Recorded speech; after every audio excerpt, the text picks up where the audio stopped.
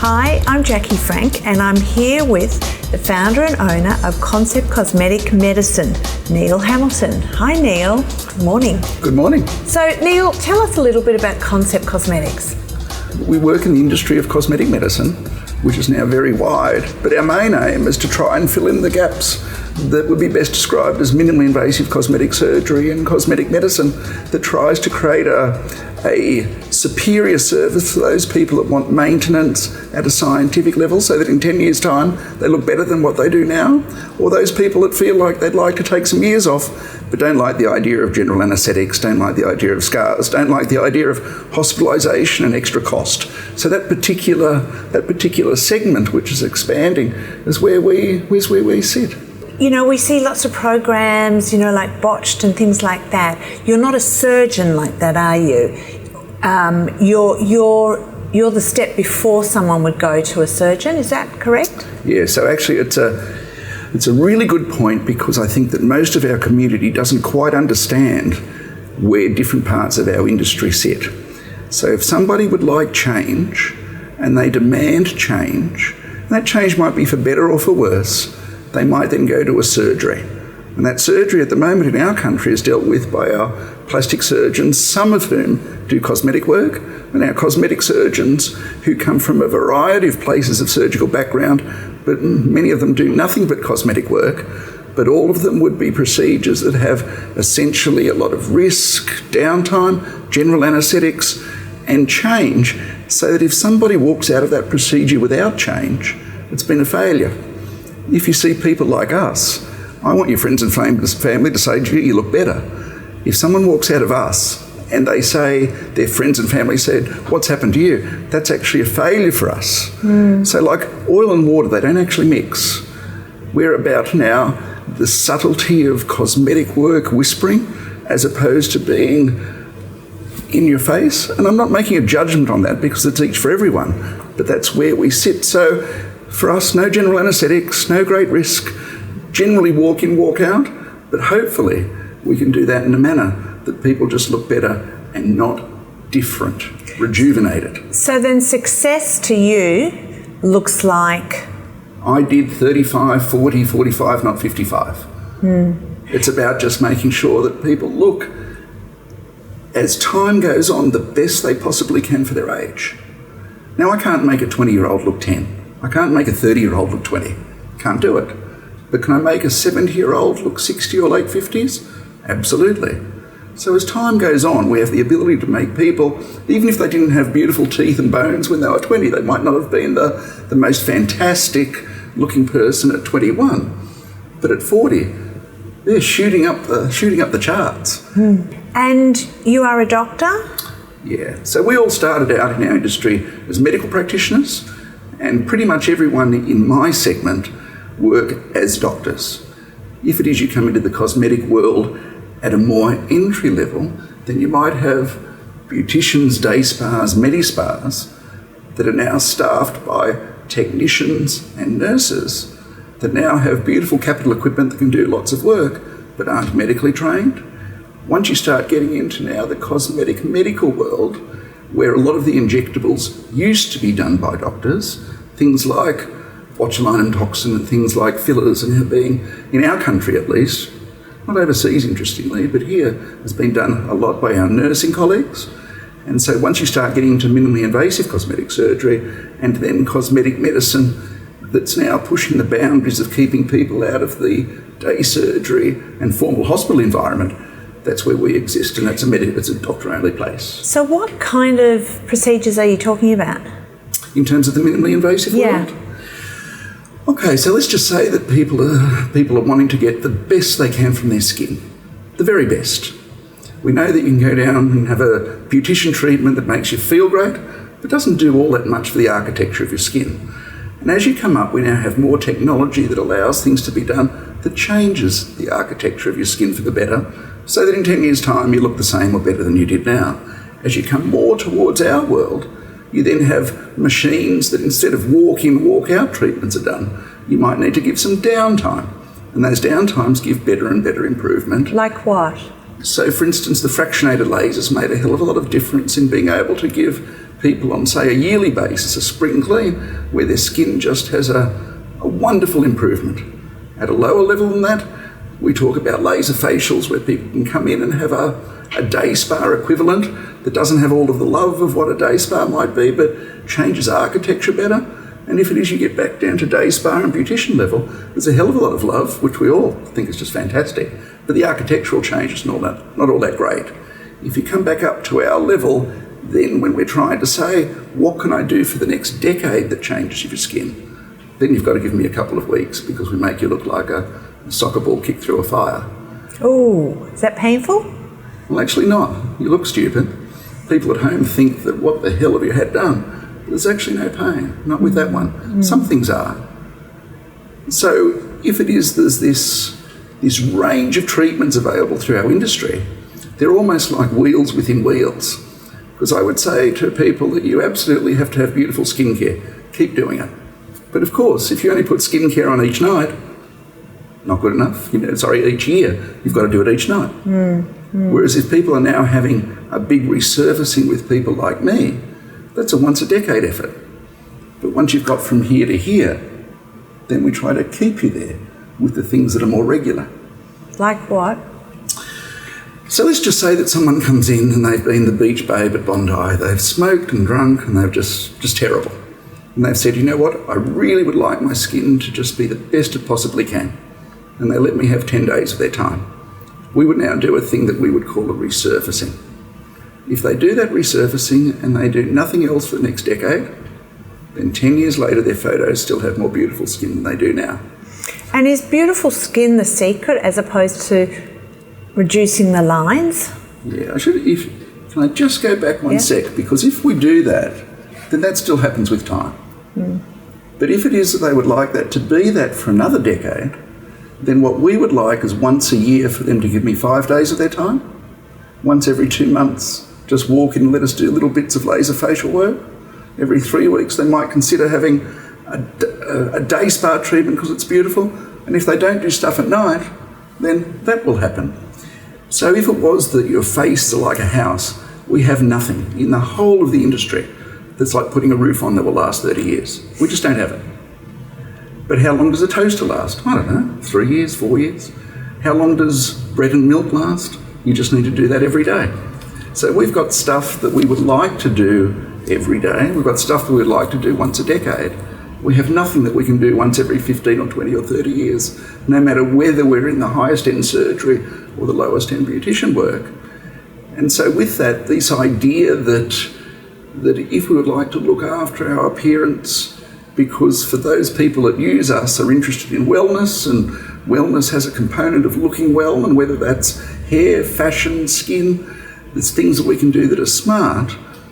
What people cherry pick out of our industry now is really tough because the choices are just so confusing. And so how do you navigate that? If someone's coming in for the first time, how do you take them through that process? You know what? It's difficult and it's long. If it is that someone's coming in to see me, one of the most difficult things that we can do is to try to give them choices that match their budget of time and money. Because if someone says to me that, you know what, my daughter's getting married, I really need to look better than the other mother-in-law. If I don't look better than her, I'll kill you. She might see me every couple of months for the next year because that, but then after, she doesn't want to see me again. She might or she might not. Someone else says, you know what, I'm professional. I now have to have a professional appearance. I know that because I live in Australia, I've got all of these benefits of my environment. But you know what? My skin is nowhere near good, my European cousins. I understand that.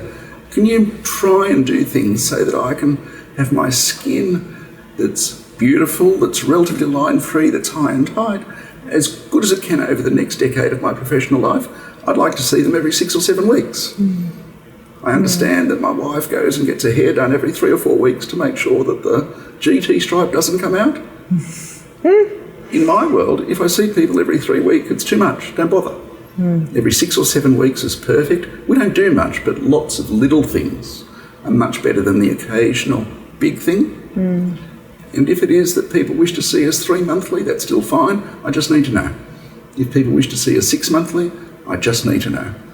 And what happens when somebody just wants too much? Where does your duty of care kick in? Do you have a duty of care? Where is it, from a business to making somebody look? Well, you know what? That's a wonderful question. I really hope that we've got that right, because what I try to do, and I'm not going to be holier than thou, but what I try and do is that if I wouldn't do it on my sister, my daughter, my wife, I don't want to do it on you. So have you had to say no? Enormously. The question is, how do you do it? Now, if it is that someone comes in and they want to they're of the opinion that the bigger their cheeks and the lips are, the more beautiful they'll be, which I don't agree with, for instance. And I say, well, I wouldn't do that to my own family. Why do you want me to do that to you? Generally, they'll go off and go elsewhere. So I don't have to get into the fight of, no, I'm not, you're a fool. Yeah. But they don't come back, they know. So I guess like everything, there's a subtle way of being able to say that. The thing about that is that it's not that I couldn't have actually done that for that person, but I don't want Miss Fishlip sitting around with her girlfriends. And when the girlfriends say, oh, they look so beautiful, who did it? And they say, oh, Hamilton from Cosmetic Medicine did it. I don't want them to make a mental note, I'm not seeing him. So it's not that you can't do it. It's just that I really like to be proud of my work. It's like those old A.V. Jennings ads, I'm a proud old builder. And you know what? We see enough people. I'm lucky enough that we're busy enough that I do not need anyone. I don't have to sit there and say, thank God I've got another customer. We're in that beautiful posse. And if there was only one thing that somebody would do, what do you think is the most important thing? Beautiful skin, get your skincare at night right. Clearly. Beautiful skin trumps lines, lines trumps contours, and contours are about volume and lift. If it is that you have beautiful skin, the closer, as time goes on, the closer someone gets to you, the more beautiful, the more well you look at any age. Clearly. And the irony of that is that's the cheapest thing we can do. But shortcuts demand that, well, why don't I do nothing and then I'll get something done that's major and surgical in 20 years' time. Doesn't work that way. Unless, of course, you want to look done, be noticed, know that you've got telltale signs of work. Cosmetic procedures, whether they be surgical or non-invasive, have absolutely exploded. And there's some terrible jobs, some good jobs. What are you aiming for? That's absolutely crystal clear. And perhaps just a little anecdote, because someone came back to us the other day and said, you know what, I haven't seen them over Christmas. I spent a whole lot of time with you. I had to have a week down because of the stuff we did, because it was both their skin, their lines, their contours. There was a bit of work being done. When they went back to work, people said to them, God, you look well. You know what, I'm thinking about having stuff done, but you don't have anything done. How come you look so well? So you know what, we have very clear understandings now of what it means to be aging through our lifetime. And for people to want to do more than what we naturally had at our best is just not sensible. You know what, if I want to get fitter, I run more. If it is I want to earn more money, I work harder. If it is that I want to diet, then if I'm more disciplined, I actually get fitter and lose more weight. In my world, the more you do, the better it is. You get optimum, but you do not get that. You get, oops, eek, oh my God. It is that. And the challenge of knowing what's optimum is actually the challenge both for the practitioner and the patient. The patient comes in and still has this, well, more is better. It's not. The practitioner has the challenge. You've got people wanting to give you money and business, and you're saying go away. Unless you've got the luxury of being busy, there's a temptation to say, of course, if you want that, I'll do it. And again, I guess that's a little bit of a shame. But again, in an Australian environment where there's more and more ability for people to access cosmetic services compared to overseas, then that demand supply. We're having so much supply of practitioners going on that, especially in the injectable world, that's difficult. It's difficult for consumers to navigate. So what advice would you give someone who's looking to have something done? What are the steps, that you would advise them to take in deciding where to go, what to do? Well, the first thing, I guess, is that cut price cosmetic medicine is not a good idea. It doesn't mean you pay stupid money. People certainly can be conscious of what you're having done. But cut price stuff is not good. Pay peanuts, get monkeys? Yes, and that's absolutely the case. I think it's naive to think that if it is that you're paying the cheapest price, that you get a commodity, like if buying a can of Coke, it doesn't matter where you get it. It's naive to think that when we're doing, for instance, cosmetic injectables or laser work, that the nuances involved for someone that's been doing it for 30 years is not better than someone that's been doing it for 3 months. I would think that the best thing that people would do who were just price conscious is to actually make sure they invest in seeing a medical practitioner who knows this area, getting a plan of attack so they know what a plan of attack would be, and then if they want to go and have a look elsewhere, do so. But at least they've now got a logical plan that's comprehensive, and it's now not, well, I'm going to place X that's not comprehensive. Because they've only got this, and everyone that walks through the door gets this particular procedure. If you can go somewhere that's comprehensive and have a plan of attack, then feel like you want to be in control, that's fine. We here, and me especially, love nothing more than people being able to understand what they're doing and why they're doing it, to be in control, so they're not a victim of idea of the week. And whether that comes from their friends or from the clinic they saw, or because of well-meaning others, because no one's the same. The idea that Mrs. Smith can tell Mrs. Jones, I had this, you should have this too, is ridiculous. It's like, I had my gallbladder out, you should too. It just doesn't work that way. What's smarter is if Mrs. Smith or Jones come somewhere and that absolute overwhelming volume of information that's on the net, all of which is probably right, a lot of it wrong, but most of it's right, but it has no perspective. People cannot understand how to put it all together. The jigsaw puzzle is just so personal. The implications of getting it wrong with both complications, cost, end result is enormous. I think it's important for Australians to understand just how unregulated we are compared to the rest of the world. It's extraordinary. In New Zealand, for instance, medical practitioners cannot use botulinum toxin or fillers without actually doing a diploma of cosmetic medicine. They cannot do it. And in Australia? Anyone. It's worse than that though. If we go to, for instance, Hong Kong, Malaysia, Thailand, Japan, there is no such thing as nurse injectors, full stop.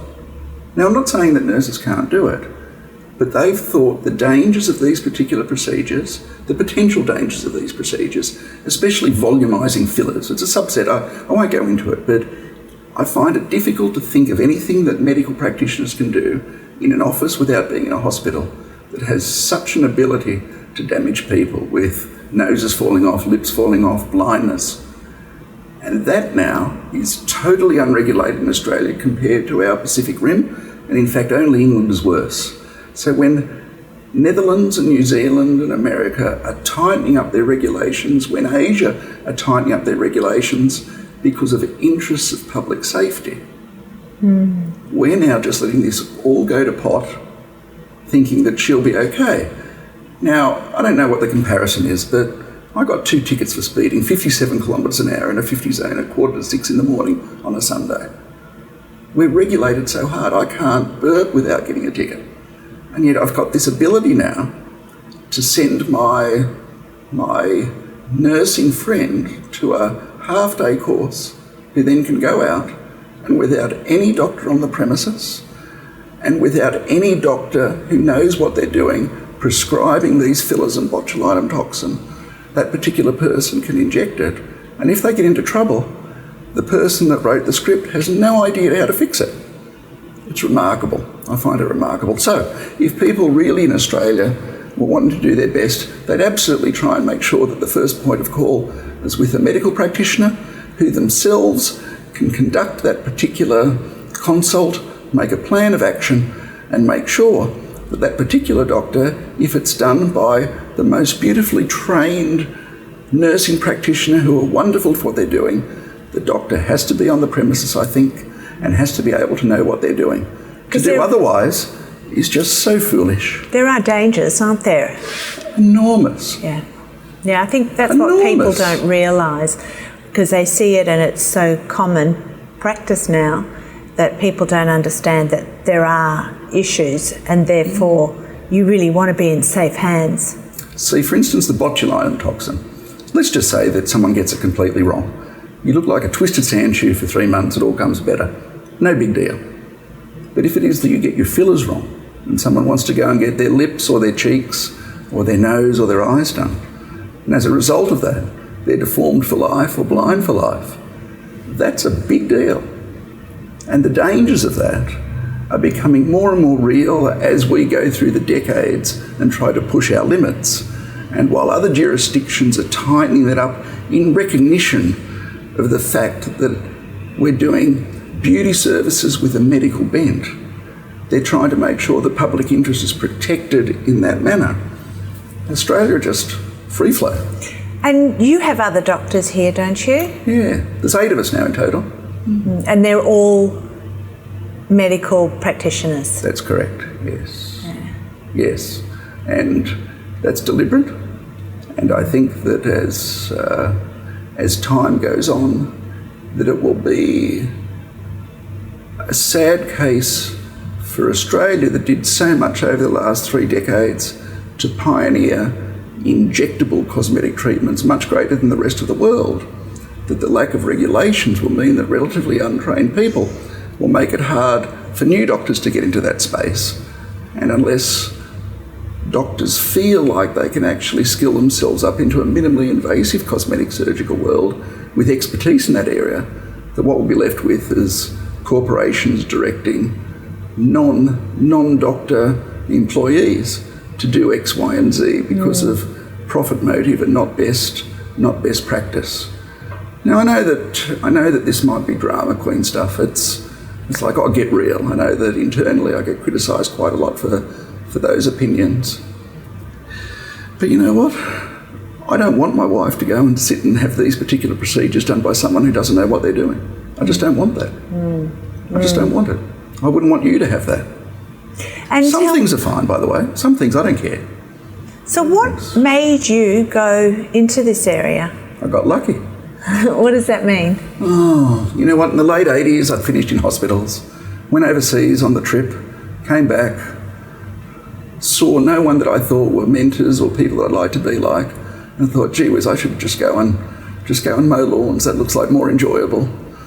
We hear about the horrors of intern and residency in hospitals, and I can't go back there. I don't want to go back there. And then look at these turkeys that are now 2 decades older than me. If I have to work like them, I may as well just slit my throat. So I was a bit lost. Mm-hmm. Having come back then, there was an opportunity to work with a fledgling laser dermatology clinic, just because I knew someone who knew someone, that wasn't cosmetic, but it was now using very rudimentary lasers to treat some kids that had particular troubles. One of them was that they had this thing called tuberous sclerosis, and it's a congenital disorder, but one of the things is you get this stigmata of dots all over your face, and the laser was able to clean that up. So instead of now being a little bit elephant man-like, you're able to make these kids just function more normally. And the second big procedure at the time was being able to, for the first time, clear up poor wine stains. But it was very long and laborious, and it was just a very boutique thing. Now that was 89, so that's almost 30 years ago. And then as time went on, that particular industry just had different things form on top of it and form on top of it. And then really over that decade between late 80s and 90s, there was a fledgling cosmetic industry that was born. And that was mainly born out of the advent of what we now nickname fillers and the botulinum toxins. And within that way, in my industry now, we have an ability to create comprehensive treatments for a lifetime that allows people to do things without having to be in a big surgery if they don't wish to, or to be able to have procedures that do make a architectural difference to their result over time. It's not just feel good, look good, which is very important anyway. And that's important. What I've particularly been pleased about is pushing the limits of that. A lot of the stuff that I've done has been designing procedures within the minimally invasive cosmetic surgical world, designing procedures that's been able to make the technology that's still available in, say again, a Medi-Spa, Day Spa, beautician environment, user-friendly for patients.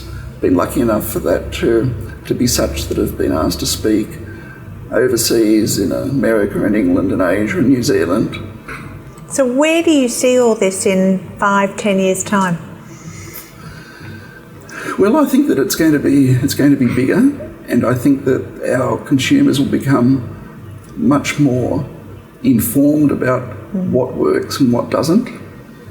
And the challenge for people like us will be able to give that information out so that, for instance, the $3,000 procedure that was available in 1999, which we can do for $300 now, is still not out there and being pushed along because commercially it's smart. But again, I wouldn't send you to it because I know of the ability to do it much smarter now than what we had.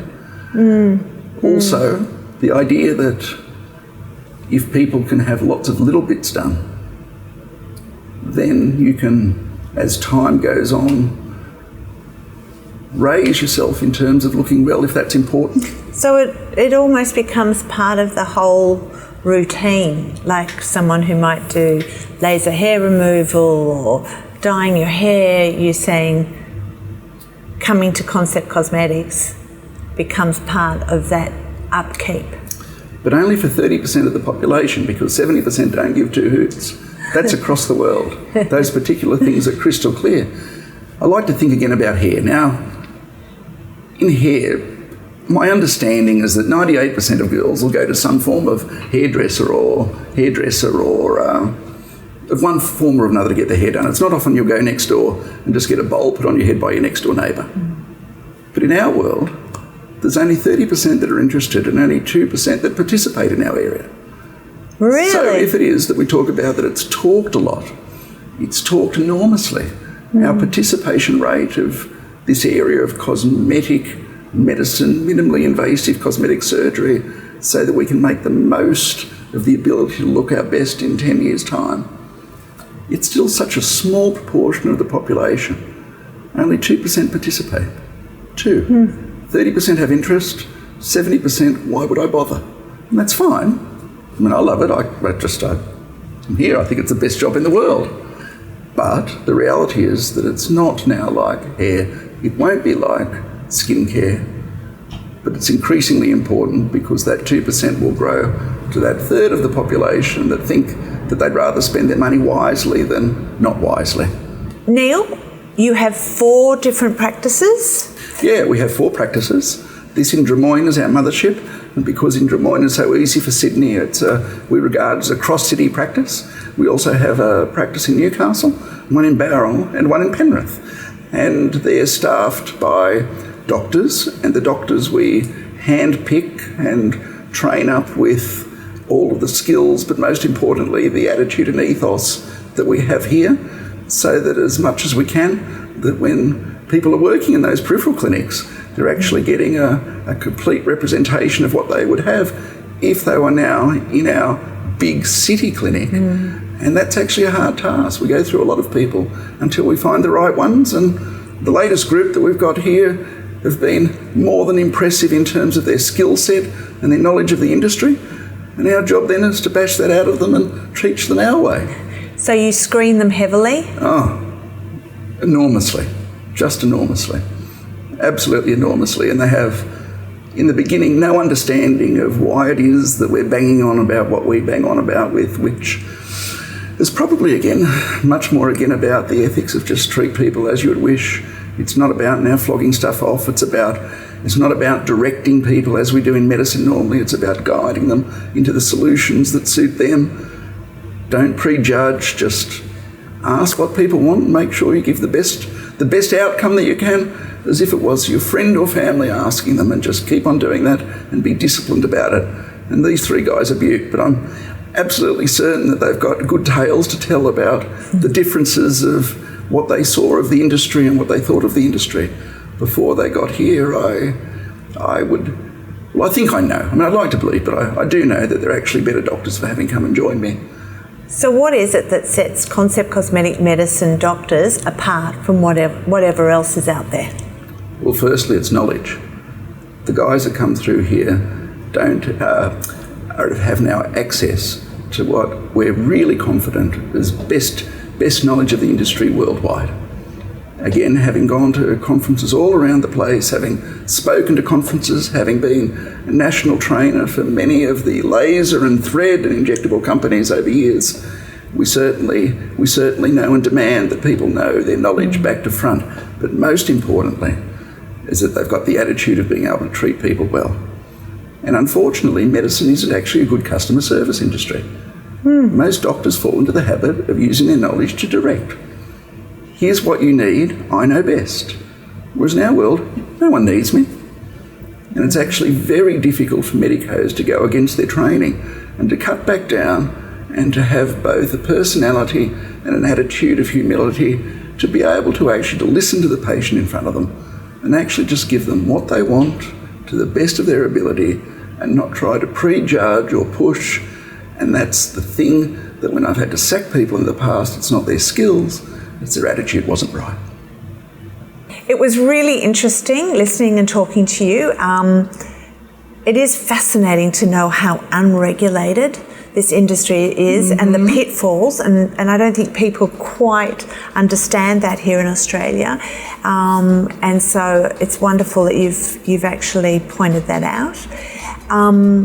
But thank you very much. That was really interesting, and I think that people can now come and actually feel more secure about getting an understanding if they're thinking even of doing something. And more importantly, coming and having a talk and understanding with no obligation. Thank you very much. My pleasure.